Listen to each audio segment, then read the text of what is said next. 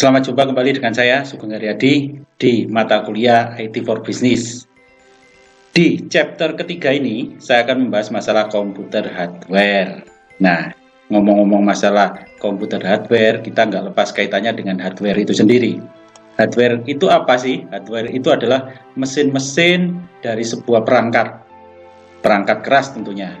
Nah, itu bisa saja kalau misalkan terkait dengan komputer ya CPU, terkait dengan printer ya printer fisiknya itu sendiri, terkait dengan facsimiles ya mesin dari facsimiles itu sendiri, ataupun mesin-mesin produksi yang lainnya. Misalkan pabrik kertas, nah mesin pengelola bahan baku menjadi barang jadi itu merupakan hardware. Nah, kalau pada chapter ketiga ini kita hanya membatasi bahasan kita pada komputer hardware. Nah, kita masuk di tujuan pembelajaran. Tujuan pembelajaran kita kali ini yaitu mengidentifikasikan jenis utama, tren, dan penggunaan sistem komputer mikro, middle range atau disingkat mid range, dan mainframe. Kemudian garis besar teknologi utama dan penggunaan peripheral. Peripheral itu apa? Hardware tambahan yang disambungkan ke komputer. Komputer untuk input, output, dan penyimpanannya.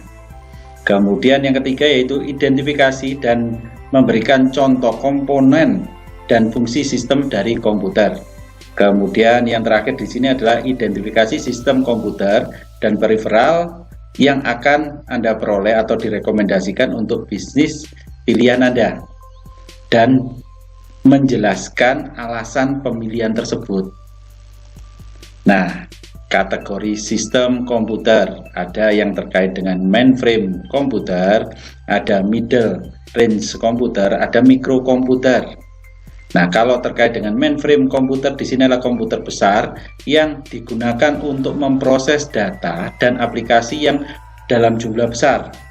Mainframe ini pada umumnya digunakan dalam perusahaan atau organisasi yang menangani data seperti sensus penduduk, riset penelitian, keperluan militer, atau transaksi finansial suatu perusahaan.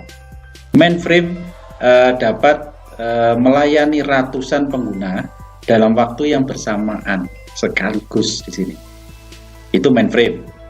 Kemudian yang di titik tengahnya di sini adalah middle range komputer. Ini adalah mesin kecil yang dapat ditampung pada disk dengan kemampuan pengolahan dan penyimpanan data yang jauh sekali dari jika dibandingkan dengan superkomputer dan elektronik. Itu middle range komputer. Kemudian kalau mikrokomputer, nah ini yang lebih kecil lagi, berarti sebuah kelas komputer yang menggunakan mikroprosesor sebagai CPU, CPU utamanya tentunya ya. Kemudian komputer mikro ini juga dikenal sebagai PC, personal komputer. Kemudian home komputer atau small business komputer. Komputer mikro ini yang diletakkan di meja kerja kita biasanya. Kemudian yang dinamakan dengan desktop, itu kalau langsung berhubungan dengan listrik. Sedangkan yang dijinjing, portable, ini dinamakan dengan laptop. Itu adalah bagian dari mikrokomputer. Itu terkait dengan kategori sistem komputer yang ada. Ada mainframe, ada middle range, ada mikrokomputer. Kemudian berikut kita masuk ke tren kapabilitas sistem komputer. Nah, sistem komputer ini dari waktu ke waktu ini berkembangnya cukup signifikan sekali ya. Ada generasi pertama, ada generasi kedua, generasi ketiga, sampai dengan generasi kelima. Yang mana trennya dari waktu ke waktu menuju lebih kecil komputernya, kemudian lebih cepat, lebih handal, dan tentunya lebih murah terkait dengan cost-nya. Nah, generasi pertama di sini adalah vacuum tubes. Ini adalah sebuah alat yang biasanya digunakan untuk membuat sinyal dan digantikan akhirnya karena mahal tabungnya digantikan oleh transistor yang murah dan jauh lebih kecil. Tabungnya itu biasanya gede-gede. Nah, penggantinya di sini dengan fungsi yang sama itu adalah sebuah transistor yang ukurannya kecil sekali, gitu kan ya. Itu di generasi pertama. Kemudian generasi kedua ada solid state. Nah, ini adalah perangkat penyimpanan data yang menggunakan serangkaian IC yang kecil-kecil kakinya banyak tadi. Kemudian misalkan di sini adalah contohnya USB, flash drive, SSD dan lain sebagainya. Nah, itu bagian dari solid state sebenarnya ya. Kemudian generasi ketiga di situ adalah IC, integrated circuit. Nah, di sini ada komponen dasar terdiri dari resistor, transistor dan lain sebagainya. IC adalah komponen yang dipakai sebagai otak dari perangkat elektronik. IC biasanya ya, atau prosesor. Kalau di dalam komputer ada bagian kotak itu kan ya, di tengah-tengah sebuah motherboard itu yaitu IC-nya, itu namanya prosesor tadi. Kemudian LSI dan VLSI, mikroprosesor, very large scale integrate. Ini merupakan langkah terakhir dalam proses pembangunan jaringan terpadu. Jadi merupakan jaringan dari mikroprosesor yang ada. Kemudian great power small footprint. Di sini memiliki kemampuan untuk memberikan pengaruh dalam skala global dengan file yang sangat ringan. Jadi dengan kekuatan great power di sini kita bisa menjaring data dari berbagai tempat, tentunya mengambilnya dengan kemampuan menyimpan yang demikian kecil. Trennya menuju mudah dibeli dan mudah dipelihara. Ini kaitannya dengan tren sistem komputer yang ada. Berikutnya kita masuk pada microkomputer system. Nah, terkait dengan microkomputer system di sini yang bagian pertama yaitu handheld komputer. Di sini adalah komputer kecil yang dapat digenggam di tangan kita. Kalau sekarang terkenal dengan smartphone ya. Kalau di era pertamanya smartphone ada PDA atau Information Application. Nah, kemudian ada notebook komputer, ada desktop komputer, ada workstation, ada network server. Ini powerful untuk microkomputer use in small LAN. Nah, untuk jaringan-jaringan yang kecil. Nah, bentuknya tampak seperti apa?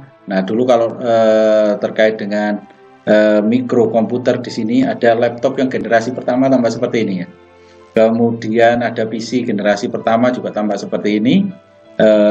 Masih tabung untuk monitornya. Kemudian penyimpanannya juga cukup besar, hard disk ataupun disket. Kalau dulu namanya disket ya, ukurannya besar, terkait dengan pita magnetik. Kemudian PC generasi pertama tampak seperti ini, dan ini cikal bakal satu komputer kalau dulu ya. Kemudian PC yang awal juga tampak seperti ini, besar sekali, ada disket penyimpanan yang sangat terbatas. Kemudian kalau ini adalah pengelolaan data dengan menggunakan pita magnetik, ini kaitannya dengan ini. Jadi ada beberapa sistem komputer yang ada di dewasa ini. Kemudian jaringan komputer dan terminalnya. Komputer jaringan, nah ini semakin lama semakin tipis ya. Kemudian network PC atau PC jaringan, nah ini semakin lama juga semakin bagus, semakin handal, tentunya juga semakin besar kapasitasnya. Kemudian terminal jaringan, ini piranti penghubung antara PC satu dengan PC yang lain atau dengan server. Nah, keuntungannya dengan menggunakan jaringan atau terminal ini, biaya pembelian semakin murah. Nggak perlu satu persatu harus dihubungkan ke jaringan. Tapi jaringannya cuma satu, kemudian masing-masing workstation dihubungkan ke jaringan tadi, ke terminal jaringan atau piranti penghubung tadi. Kemudian pemeliharaannya juga mudah, karena cuma satu ya. Kemudian distribusi dan lisensi perangkat lunak yang lebih mudah tentunya. Standarisasi platform komputer tentunya menjadi satu, karena satu workstation di sini, satu server. Persyaratan dukungan pengguna akhir ini dapat dikurangi. Kemudian pengelolaan yang bisa ditingkatkan kaitannya dengan jaringan dan terminal yang ada. Kemudian komputer sistem komponen. Nah, kalau misalkan dalam satu hardware, tentunya model sistemnya atau komponennya tampak seperti ini ya, kaitannya dengan prosesnya. Jadi itu merupakan media. CPU itu adalah media proses data ya. Dari inputan diolah, kemudian dijadikan output. Outputnya apa yang diinginkan. Nah, itu kaitannya dengan itu. Nah, di dalam proses di sini ada control unit, kemudian ada ALU, arithmetic logic unit, kemudian ada special purpose prosesor. Nah, ini untuk otaknya ibaratnya. Kemudian untuk memorinya, tempat penyimpanan sementara. Bahwa ini kalau sudah dikalkulasi hasilnya sekian katakanlah. Nah, ini butuh disimpan di sementara cache memori di sini. Kemudian penyimpanan utama di sini ada di memorinya. Kemudian berikutnya ada secondary storage device. Nah, bisa disimpan pada media penyimpanan sekunder. Nah, ini bisa berupa hard disk, bisa berupa flash disk, bisa berupa disket, dan lainnya. Kemudian dari pengelolaan data ini larinya ke output device. Diinginkan dalam bentuk output yang bagaimana. Nah, ini semuanya adalah sistem komponen dari komputer. Tampak seperti ini. Berikutnya, kalau bicara tentang komputer dari waktu ke waktu, generasi pertama komputer itu adalah ukurannya sangat besar sekali. Kalau ada literatur yang membicarakan bahwa ukuran komputer generasi awal yang diciptakan oleh militer Amerika itu adalah ukuran satu ruang kelas kuliah yang cukup besar sekali kan ya. Nah, di dalamnya ada yang bagian menginput data tampak seperti ini. Kemudian ini media penyimpanan dan menghubungkan satu data ke data yang lain yang dibutuhkan. Kemudian ini terkait dengan prosesor yang menghubungkan satu dengan hubungan-hubungan yang lain. Nah, ini bagian kabelnya ya, untuk memastikan bahwa ini tersambung ke jaringan yang mana dan lain sebagainya. Membutuhkan data yang mana dihubungkan ke hard disk yang mana. Kemudian, nah ini ciri generasi pertama yang eranya tahun 1940 sampai 1959. Ukurannya cukup besar sekali. Bahkan satu data storage, satu data penyimpanan ukurannya bisa mencapai satu box kayak buku diktat ukuran tebal. Tinggal memasukkan pada rak yang dituju tadi, dimasukkan, kemudian dicolokkan kabel yang menghubungkan ke data tersebut. Nah, kapasitasnya pun sangat terbatas untuk media penyimpanan yang demikian besar. Bisa jadi ukuran hanya satu paragraf kalimat saja. Nah, oleh generasi pertama dulu dipakai oleh militer Amerika Serikat bahwa ini adalah untuk menyimpan data strategi perang, sehingga bisa dimanfaatkan oleh generasi selanjutnya, tentara selanjutnya yang akan masuk ke medan perang tadi. Itu generasi pertama. Berikutnya kita masuk ke generasi kedua. Generasi kedua, nah ini semakin simpel lagi. Kalau dulu satu ukuran, yang generasi pertama satu ukuran kelas, mungkin sekarang bisa diperkecil menjadi setengah ukuran kelas. Tapi modelnya juga masih besar, ukurannya satu kulkas, satu lemari kayak gini sepertinya. Ya, nah ini media inputan dan lain sebagainya. Nah, CPU-nya modelnya kotak-kotak yang demikian besar, seukuran lemari-lemari semuanya. Yang ini di dalamnya ada database, ada prosesor, ada penyimpanan utama, ada penyimpanan sekunder dan lain sebagainya. Kemudian tinggal men-setting terkait dengan outputnya yang bagaimana yang diinginkan. Kemudian generasi ketiga sudah semakin kecil lagi. Nah, semakin kecil lagi tampak seperti ini. Dulu awalnya masih monokrom, tulisan-tulisan masih hijau semuanya. Jadi satu layar itu tulisannya hijau, dan backgroundnya warnanya hitam. Kemudian media penyimpanannya juga masih berupa disket yang ukurannya tipis dan ukurannya besar. Nah, itu hanya kapasitasnya hanya mulai dari 320 mega kilobyte, 230 kilobyte, kemudian masuk ke mega, ukurannya kecil ya, 1,44 mega, kemudian ada lagi yang lebih dari itu, lebih besar lagi, dan semakin disketnya semakin kecil dari waktu ke waktu. Nah, ini sejarah komputer generasi ketiga yang sudah menggunakan IC, Integrated Circuit Motherboard. Ada yang mengomongkan seperti itu sekarang. Kemudian generasi keempat sudah canggih lagi. Nah, sekarang generasi keempat ini sudah multitasking. Satu komputer bisa dipakai untuk program banyak, gitu kan ya. Beberapa program masing-masing jalan. Nah, ini memungkinkan untuk kita bisa melakukan kegiatan menggunakan software tertentu sambil mendengarkan musik, sambil melihat video dan lain sebagainya. Ini generasi keempat. Kemudian generasi kelima, nah ini semakin canggih lagi ya. Kalau tadi masih ada PC dan lain sebagainya, sekarang kalau terkait dengan laptop sudah touchscreen semuanya dan ukurannya semakin hari semakin tipis. Kemudian PC yang personal komputer dulunya boxnya PC-nya besar, sekarang sudah ada di baliknya layar monitornya semuanya, sehingga nggak perlu lagi ada PC. Ini juga sama, malah ini di bawahnya kecil sekali PC-nya dengan kapasitas tentunya spesifikasi yang tinggi juga, mengalahkan komputer generasi sebelumnya yang demikian canggih di eranya. Ini generasi kelima.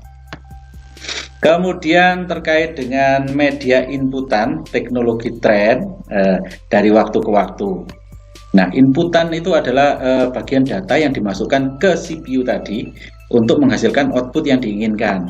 Nah, generasi pertama inputan itu adalah berupa pancard. Pancard itu adalah kertas yang ada bolong-bolongnya.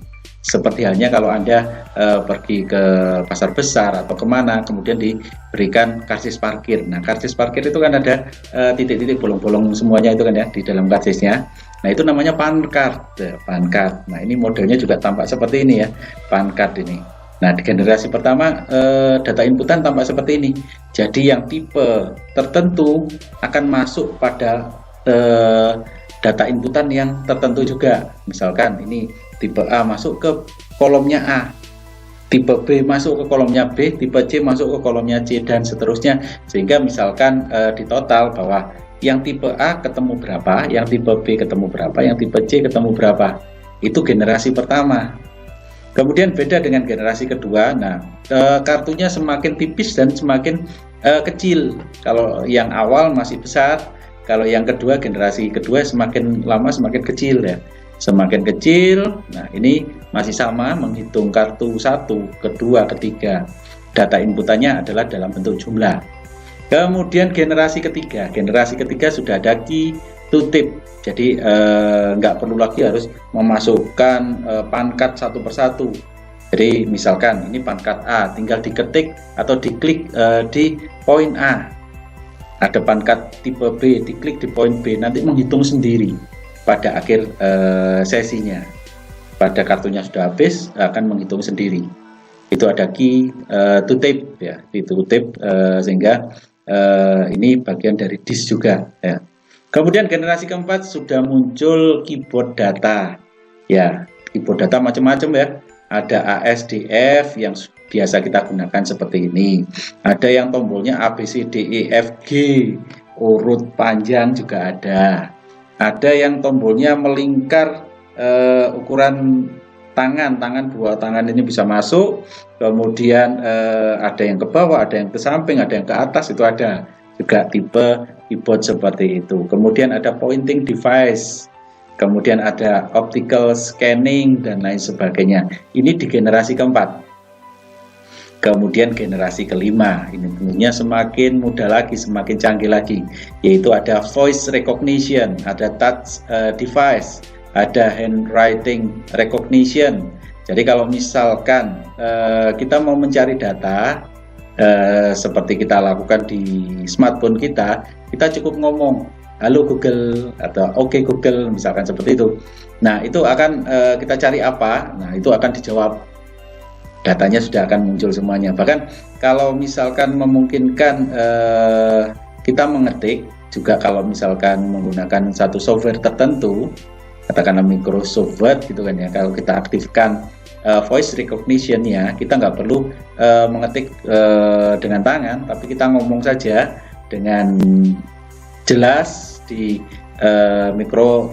mikrofonnya tentunya, dengan bahasa Inggris tentunya ya, otomatis akan mengetik sendiri di situ.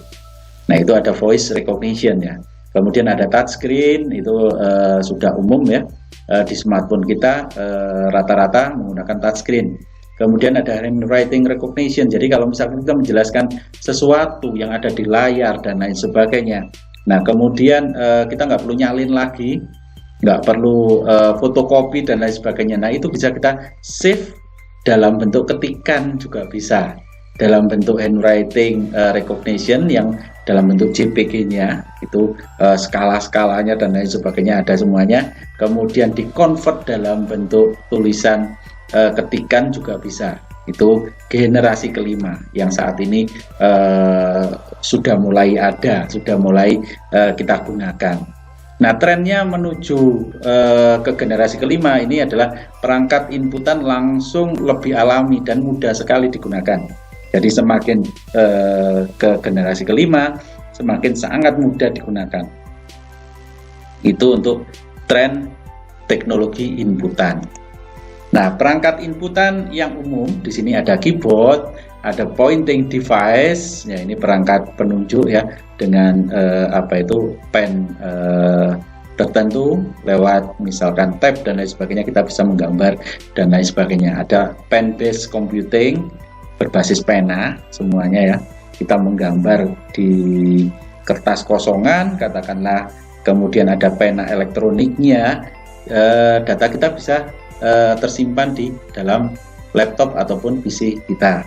Kemudian speak recognition, ini adalah pengenal suara yang saya katakan tadi, dengan smartphone kita bisa mencari data yang kita inginkan. Kemudian ada optical scanning, yaitu scan optik ya. Absen sekarang sudah mulai pakai fingerprint, ini scan optik juga ya.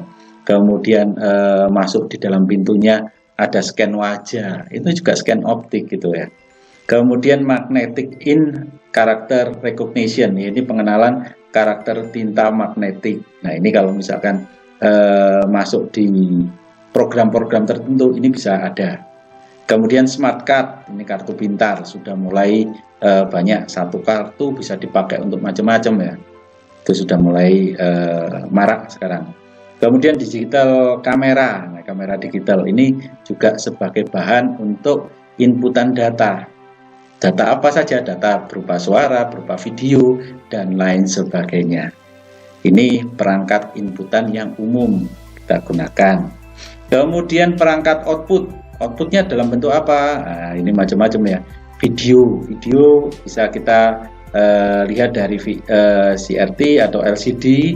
Kemudian printer output berupa cetakan, laporan ya. Baik itu melalui printer inkjet atau laser ataupun apapun juga, gitu kan ya. Ini media outputan yang umum. Jadi ada yang diinginkan misalkan laporannya dalam bentuk tampilan video. Nah ini juga bisa laporan display penjualan dalam bentuk grafik. Nah ini tampilannya juga bisa dalam bentuk video ataupun JPG, gambar paten gitu kan ya. Kemudian dalam bentuk cetak, laporannya diminta dalam bentuk cetak, laporan keuangan misalkan, bisa di print, di laser ataupun di inkjet dan lain sebagainya. Nah ini dari waktu ke waktu tambah seperti ini ya. Nah kalau suara saja bisa melalui speaker. Kemudian kalau tampilan dalam bentuk layar. Kemudian kalau suara yang lainnya, kalau nggak mau terdengar yang lain pakai headset. Kemudian kalau cetakan misalkan dalam bentuk printer dan lain sebagainya. Nah ini media yang biasa digunakan sebagai output, perangkat output. Kemudian data storage. atau storage trend. Nah, dari waktu ke waktu terkait dengan primary storage, penyimpanan primer. Yang pertama, generasi pertama berupa magnetic drum. Magnetic drum di sini adalah tempat penyimpanan data yang dalam bentuk drum yang besar gitu kan ya, yang terdiri dari banyak sekali magnet kecil-kecil yang banyak. Nah, itu di generasi pertama. Nah, trennya dari yang besar menuju sirkuit mikroelektronik yang lebih kecil dan lain sebagainya. Nah, generasi kedua sudah nggak perlu menggunakan drum tapi pakai magnetic core. Nah, ini menghubungkan 4 magnet jadi satu, ditarik oleh kabel magnetik dan lain sebagainya ya, sehingga menjadi tempat penyimpanan sendiri. Tapi magnetnya masih kelihatan kecil-kecil banyak gitu kan ya. Ini di generasi kedua. Di generasi ketiga tampak seperti ini, magnetiknya sudah masih magnetik ya, tapi kecil-kecil. Nah, ini sudah menjadi prosesor di dalam otaknya, di dalam satu komputer PC tadi. Nah, ini merupakan komponen yang penting dalam sebuah PC atau motherboard tadi. Kemudian generasi keempat penyimpanannya sudah semikonduktor, kecil-kecil sekali ya. Memory chipsnya ini terdiri dari kecil-kecil sekali, kemudian dibentuk dalam misalkan ada SDRAM. Nah, SDRAM ukurannya tampak seperti ini ya, tapi ini kemampuannya sangat luar biasa banyaknya untuk menampung data-data yang ada. Nah, kemudian generasi kelima sudah semakin kecil lagi, ya, RAM-nya sudah semakin kecil lagi, kemudian semakin banyak lagi tempat nampung datanya. Nah, itu semakin besar, gitu kan, data yang bisa disimpan di dalam memori ini untuk primer, untuk data primer. Kemudian terkait dengan secondary storage, di sini penyimpanan sekunder. Itu kalau yang awal generasi pertama dulu, yaitu ada drum magnetik dulu kan ya. Nah, yang diisikan apa di sini? Berupa pita magnetik. Pita magnetik di sini dicontohkan dalam bentuk kayak misalkan pitanya kaset. Kalau ada kaset model jadul gitu kan ya, kaset musik model jadul. Nah, itu pitanya itu kaitannya dengan magnetic tape gitu kan ya. Itu. Kemudian magnetic tape yang kedua, kalau kaset kan masih panjang ya, kalau dilepas gitu kan, ukurannya panjang sampai berpuluh-puluh meter gitu kan ya, berpuluh-puluh meter. Tapi kalau generasi kedua lebih kecil, tapi di model lingkaran. Kalau tadi memanjang, sekarang dikecilkan dalam bentuk lingkaran, dan semakin modern semakin kecil dan kapasitasnya semakin besar. Kalau di awal yang disket ini ukurannya besar tapi tipis ya, ini kemampuan menyimpan datanya maksimal itu 720 mega kalau nggak salah, kilo, 720 kilo. Kemudian lebih kecil lagi, semakin besar lagi ya, sampai yang ukuran kecil ini 1,44 mega. Ini kaitannya dengan data magnetik. Kemudian masih dalam bentuk data magnetik yang modelnya bertingkat. Akhirnya disketnya ukurannya tebal. Kemudian masih magnetic disk dan sudah dikombinasikan dengan optical disk, itu dalam bentuk hard disk. Hard disk untuk penyimpanan yang medianya tetap ya. Kemudian yang berikutnya, generasi berikutnya ada optical disk dan magnetic disk juga. Ini dalam bentuk CD ataupun DVD. Nah, ini, tampak seperti ini. Nah, kapasitasnya juga besar ya. Kapasitasnya besar dan harganya semakin murah tentunya. Nah, tren dari waktu ke waktu ini kapasitas menggunakannya ini masih menggunakan media magnetik dan optik. Tapi ukurannya semakin maju, semakin data yang bisa disimpan semakin besar. Bahkan tren green komputer ke depan ada ukuran daun, klorofilnya bisa dipakai untuk data storage. Nah, itu kaitannya dengan itu, tren ke depan. Nah, itu kaitannya untuk media penyimpanan. Nah, sekarang kalau flash disk saja, flash disk yang ukuran kecil gitu bisa menampung banyak data, dan saat ini ukuran penyimpanannya jauh lebih besar daripada ukuran hard disk yang generasi keempat ini ya. Nah itu ada yang ukuran flash disk itu sudah 2 tera dalam satu flash disk ukuran kecil. Nah ataupun sekarang juga ada memori yang ukuran kecil ya, memori mikro itu kan ya, ukurannya kecil dan kapasitasnya ada yang sampai 1 giga juga ada, ukuran memori yang kecil itu kaitannya dengan memori mikro. Kemudian terkait dengan primary dan secondary storage media. Nah ini kaitannya dengan ini. Nah yang banyak digunakan atau yang paling dasar sekali yaitu optical disc, CD-ROM, CDR, CDRW, DVD dan lain sebagainya. Ini media penyimpanan yang paling dasar sekali. Kemudian berkembang menjadi magnetic tape gitu kan ya. Kemudian magnetic disk, floppy disk dan lain sebagainya dari awal dulu. Kemudian dari yang sebelumnya lagi dari semikonduktor. Jadi semikonduktor pada awalnya dasarnya ya ini berkembang menjadi magnetic disk ya.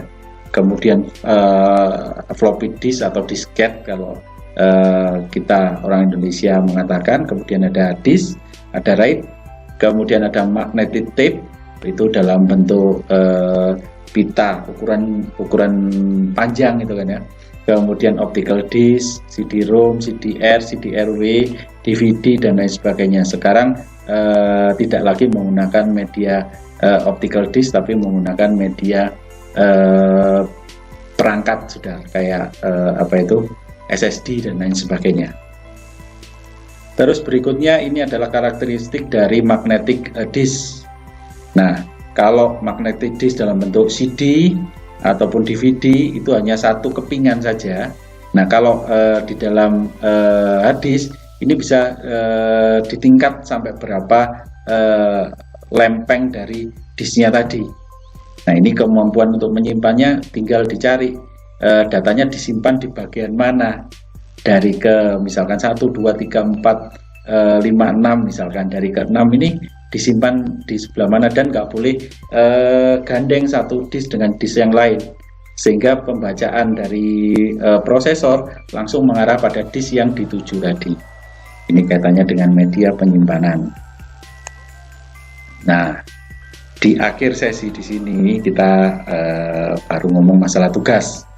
Tugas untuk pertemuan ketiga ini Anda buka di buku yang sudah kita bagikan di halaman 126. Di situ ada perusahaan Apple, ada Microsoft, ada IBM dan yang lainnya. Nah, terkait dengan touchscreen, nah ini kaitannya dengan kasus keempat. Silahkan Anda baca kasus keempat. Di akhir kasus, di situ ada pertanyaan-pertanyaan. Silahkan Anda coba jawab pertanyaan-pertanyaan tersebut. Kemudian dituliskan di selembar kertas, jangan lupa nama, nomor pokok, difoto, kemudian dikirimkan pada @moodle masing-masing beserta QR code. Jangan lupa QR code-nya sebagai bukti absensi Anda sudah masuk di pertemuan ketiga ini. Selamat mengerjakan, sampai ketemu minggu berikutnya.